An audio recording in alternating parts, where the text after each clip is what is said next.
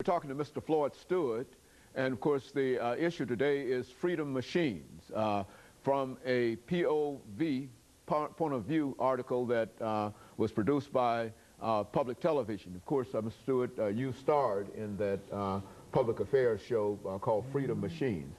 And we'd like to talk about freedom machines from that perspective. Mr. Floyd, if you sort of take some time to give us some information about how that film came into being and some of the parts that you played, and to move from there to talk about these new machines and the technology involved in it.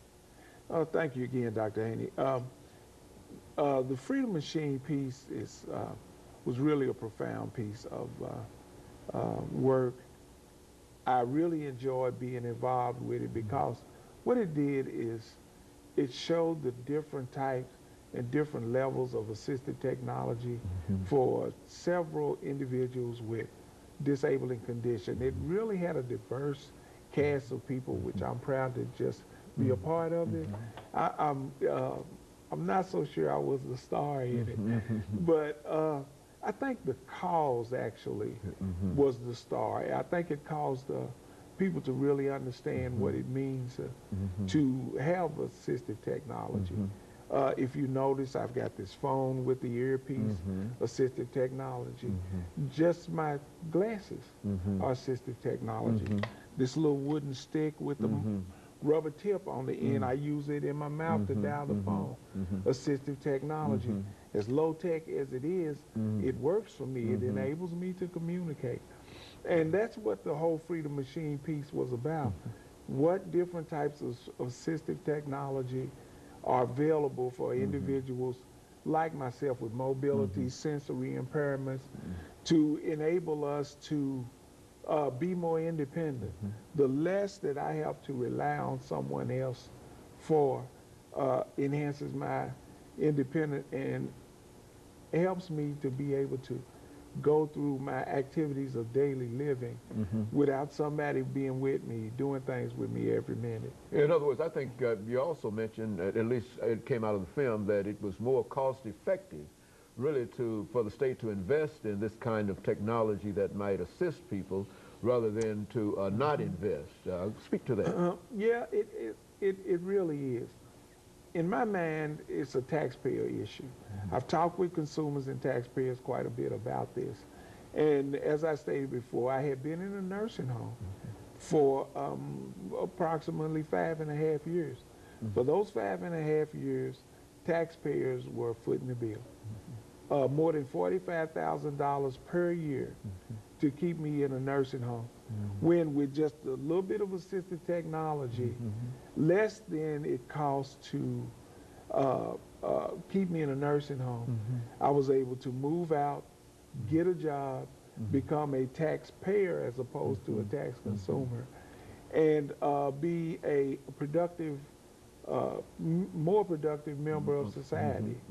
The problem now, though, in Tennessee are problems with TennCare, problems with the availability of resources to purchase assistive technology, and it has put up a major barrier for individuals with disabilities in Tennessee.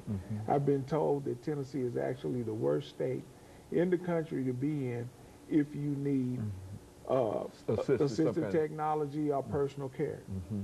And like I said, taxpayers should be incensed by this because it's throwing up a barrier that is causing taxpayers to spend money for something that could be funded a lot more cheaply.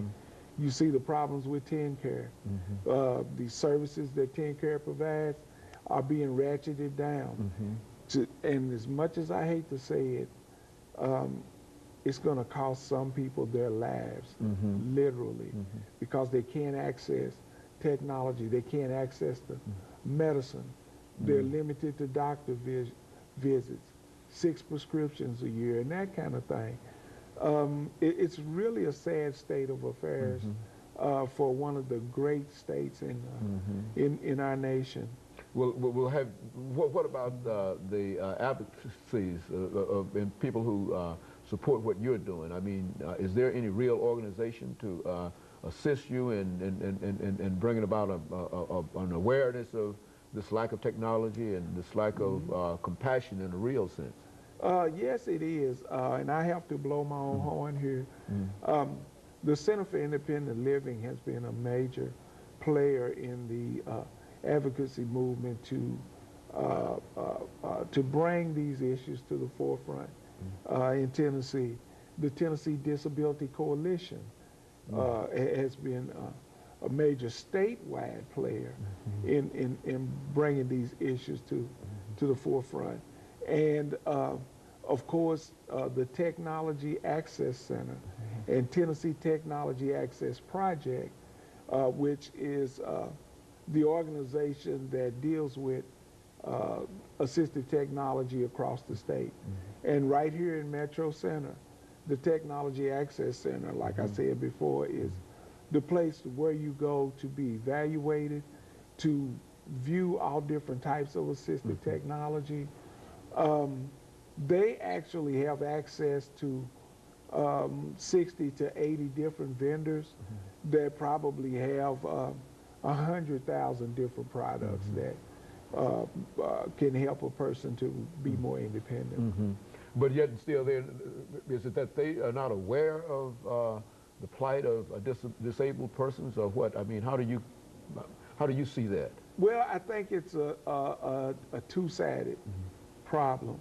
One, 70% of all individuals with disabilities live at or below the poverty level.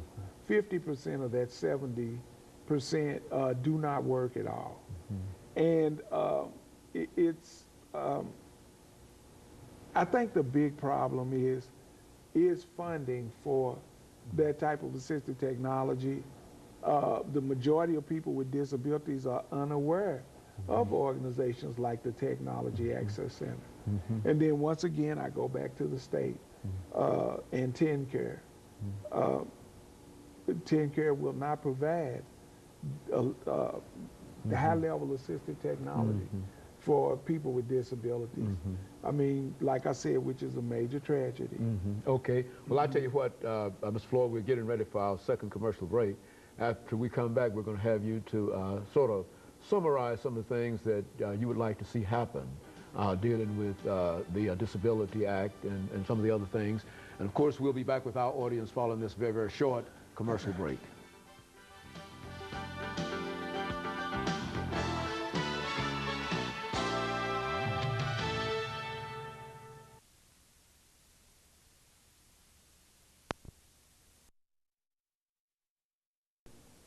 The topic